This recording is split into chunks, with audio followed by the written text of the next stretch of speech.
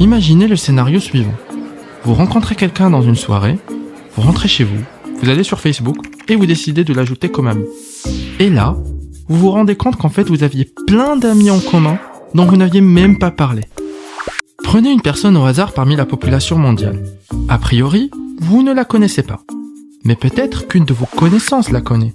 Et sinon, peut-être qu'une des connaissances de vos connaissances la connaît. Vous voyez ainsi qu'en considérant l'ensemble de vos connaissances et puis le cercle des connaissances de vos connaissances et les connaissances des connaissances de vos connaissances, on arrive assez rapidement à prendre en compte un beau petit monde. Littéralement, c'est un petit monde. La théorie des 6 degrés de séparation prétend qu'il est possible de vous relier à n'importe quelle autre personne dans le monde avec une chaîne de connaissances comprenant au plus 6 intermédiaires. Oui, n'importe qui.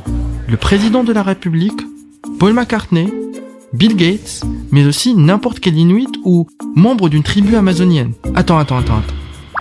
Ceci veut dire qu'il y a une chaîne de 6 personnes entre moi et Scarlett Johansson. Il y a de l'espoir. Cette représentation d'un monde très connecté et dans lequel les distances entre les individus sont très petites est aussi appelée théorie du petit monde. L'idée des 6 degrés de séparation a été popularisée par le psychologue Stanley Milgram dans une expérience qu'il a faite en 1967. Dans cette dernière, Milgram demanda à des sujets de faire parvenir une lettre à des personnes qu'ils ne connaissaient pas, mais en utilisant uniquement des transferts en main propre. Il remarqua alors que quand les sujets arrivaient effectivement à faire parvenir la lettre, ils le faisaient en au plus 6 intermédiaires. En fait, dans les détails, son expérience n'était pas vraiment très concluante. Sur les 50 personnes à qui il a demandé de faire l'expérience, seuls 3 arrivèrent à faire parvenir la lettre. Donc bon, niveau échantillon statistique, on n'en est pas encore là. Après, je peux comprendre les personnes. Moi, tu me demandes de forward un mail, t'as 50% de chance que j'oublie. Heureusement, bien des années plus tard, Duncan Watts, un professeur à l'université de Columbia, réitéra l'expérience de Milgram. Il demanda à des gens cette fois-ci non pas de faire parvenir une lettre à un inconnu, mais de faire parvenir un email à un inconnu, et toujours en ne faisant passer l'email qu'à des personnes qu'ils connaissent. Le résultat fut à peu près le même. Il remarqua des chaînes courtes d'intermédiaires avec une moyenne de 6 degrés de séparation. Là encore. Et ce phénomène de petit monde est encore plus flagrant dans les réseaux sociaux.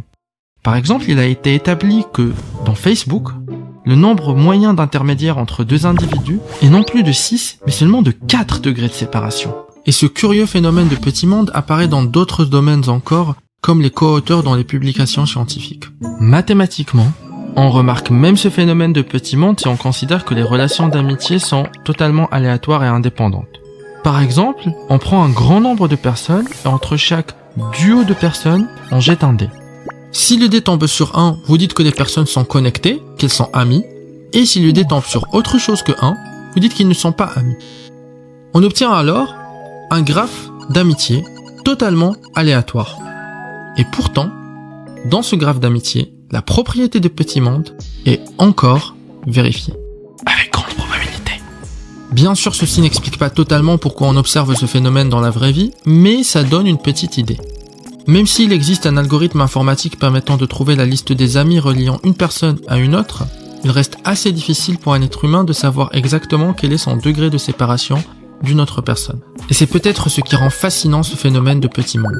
Nous sommes tous beaucoup plus connectés qu'on ne pourrait le croire. Les personnes qui nous paraissent extrêmement éloignées sont peut-être reliées à nous par 1 ou 2 amis.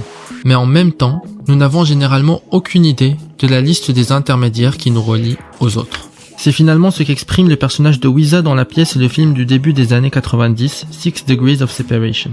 Il y a 6 degrés de séparation entre moi et n'importe qui sur cette planète. Mais le tout est de trouver les 6 bonnes personnes qui vont me relier à Scarlett Johansson.